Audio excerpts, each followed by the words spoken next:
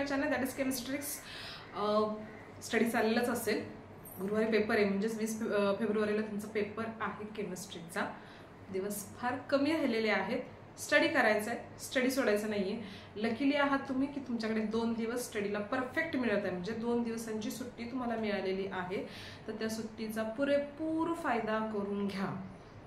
खूप महत्त्वाचे आहेत हे 2 दिवस. जर तुम्ही परफेक्ट स्टडी केला तरच तुमचा स्कोर होऊ शकतो चांगला. जर तुमचा थेअरीचा स्कोर चांगला झाला तर CET, नीटला किंवा JEEला जरी कमी मार्क्स पडले, थेअरीचा स्कोर जर चांगला असेल तर नक्कीच त्याचा तुम्हाला फायदा होईल. आणि ॲक्च्युली त्याच्यानुसार तुमचा स्कोर पण वाढणारच आहे JEEचा आणि नीटचा. कारण इथेच तर तुमचा बेस आहे ना 12चा, तर तो तुम्हाला परफेक्ट करायचा आहे. बघा आता पार्ट 1चा जर तुम्हाला स्टडी करायचा असेल, केमिस्ट्री पार्ट 1चा, तर केमिस्ट्री पार्ट 1मध्ये कसा स्टडी करणार आहात ते बघा. पूर्ण लेसन वाचायचं नाही आहे, त्याचं टेन्शन घ्यायचं नाही आहे. खूप मोठं बुक आहे असं तुम्हाला वाटत असेल, किंवा तुमच्याकडे ज्या नोट्स असतील, टार्गेट पब्लिकेशन असेल किंवा अरिहंत असेल, A to Z असेल, हे जे पब्लिकेशन असेल ते जर पाहिले तर खूप मोठे आहेत, तर त्याचंही टेन्शन घेऊ नका अजिबात. तुम्हाला काय करायचं आहे, प्रिव्हियस इयरचे 10 क्वेश्चन पेपर्स जरा काढायचे आहेत, बघायचे आहेत कुठले क्वेश्चन्स आलेले आहेत. त्याच्याशी रिलेटेड मी खूप सारे व्हिडिओ बनवलेले आहेत.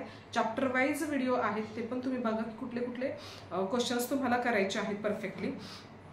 तेच जर तुम्ही ज्याने स्टडी केलं नसेल तर त्यांनी तेवढेच जर क्वेश्चन्स केले तर मोर दॅन सफिशियंट होईल त्या मुलांसाठी. कारण की क्वेश्चन जे असतात हे फिरून फिरून विचारतात. म्हणजे क्वेश्चन्स तोच असतो, फक्त त्याचा विचारण्याचा पॅटर्न जो असतो तो फक्त चेंज केलेला असतो. ओके, तर या टाईपचे जे क्वेश्चन्स आहेत तर ते नक्कीच तुम्ही काय करा, बघा. सगळे क्वेश्चन पेपर परत एकदा इव्हॅल्युएट करायला घ्या. क्वेश्चन पेपर समोर ठेवा, त्याच्यामध्ये आलेले क्वेश्चन्स कुठले आहेत तो क्वेश्चन परफेक्ट तुम्हाला आलाच पाहिजे. या परफेक्ट पद्धतीनेच तुम्ही काय करायचं आहे, त्याचा स्टडी करायचा आहे. हा जर तुम्ही फॉर्म्युला यूज केला तर मी गॅरंटी देऊन सांगते की 70 पैकी जे थेअरीचा पेपर आहे तुमचा 65+ इझिली जाईल.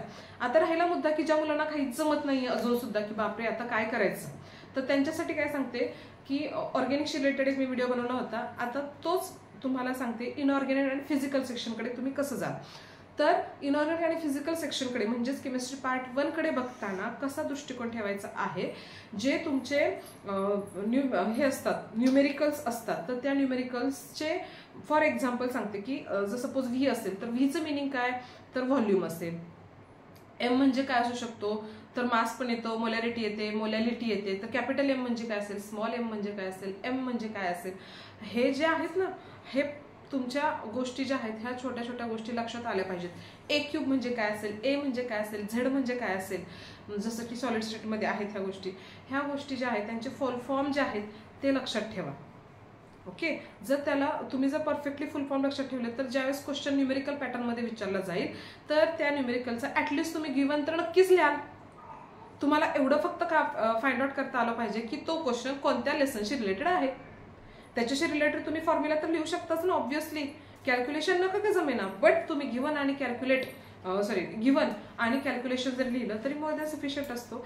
2 मार्क्सपैकी 1 मार्क्स तर 1 marks in the sense of half marks तर मिळाला असतो. आणि क्वेश्चन वाईज काय होतो, तो हाफ मार्क्सचा 1 मार्क्समध्ये कन्व्हर्जन होत असतं.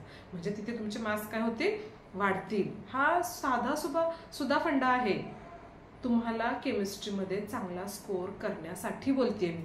ओके, ज्याने खरंच काय अभ्यास केला नाही त्यांच्यासाठी सुद्धा हा खूप बेस्ट आहे. त्याला सुद्धा हे मार्क्स मिळतात. असं बिलकुल नसतं की खूप छान अभ्यास केला आणि त्याला आउट ऑफ मार्क्स मिळतील, असं नसतं. जर आपण ट्रिक वाईज जर परफेक्टली आपण क्वेश्चन्स पेपर पाहिला, व्यवस्थित सॉल्व्ह केला तर नक्कीच तुमचे मार्क्स कुठेही जाणार नाही. तो अभ्यास करताना ट्रिक वाईजच अभ्यास करायचा असतो. काय नक्की करायचंय ते पाहायचं असतं. इलेक्ट्रोकेमिस्ट्री लेसन जर बघितला तर इलेक्ट्रोकेमिस्ट्रीमध्ये जे टाइप्स ऑफ सेल आहेत नक्कीच त्याच्याकडे फोकस करा. टाइप्स ऑफ सेल, कारण की त्याच्याशी रिलेटेड क्वेश्चन येतो. तुम्हाला सेल रिप्रेझेंटेशन लिहायचं असतं. जी डायग्राम असेल ती डायग्राम काढायची असते. जी डायग्राम असेल त्याला ॲटलिस्ट 4 पॉईंट्स म्हणजे लेबल जे असतात ते 4 लेबल्स तर कंपल्सरी द्यायचेच असतात. ते ॲटलिस्ट तुम्ही काय करा, व्यवस्थित पाठ करा. लक्षात येतील की कुठले लेबल आहेत ते, त्याचे पण तुम्हाला काय होतील, मार्क्स मिळतीलच. ओके, डेफिनेशन्स करताना डेफिनेशन्स काय करायच्यात, एका पानावर किंवा 2-3 पेजवर त्या लिहून काढा. पार्ट 1च्या डेफिनेशन्स कुठल्या कुठल्या महत्त्वाच्या डेफिनेशन्स आहेत तर त्या सगळ्या लिहून काढा.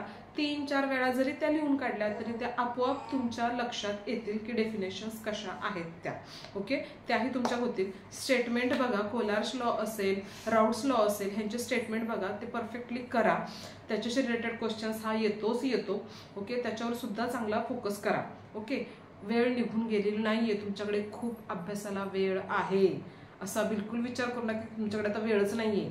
एका दिवसामध्ये 24 तास असतात, तर 24 गुणिले 2 म्हणजे तुमच्याकडे 48 तास नक्कीच आहेत. त्याचा परफेक्टली काय करा, यूज करा.